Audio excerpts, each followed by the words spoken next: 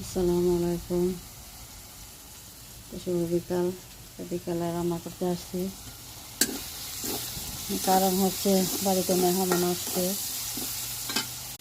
আমার ছোটো ননদ আসছে, এই জন্য রান্না করতে আসছি। আমি আজকে রান্না করবো মুরগির মাংস, ভেজে নিলাম, আর এখানে আছে গরুর মাংস, আর পোলাও রান্না করবো। তো মেহমান আসলে তো বালাপুরা খাওয়া যায়।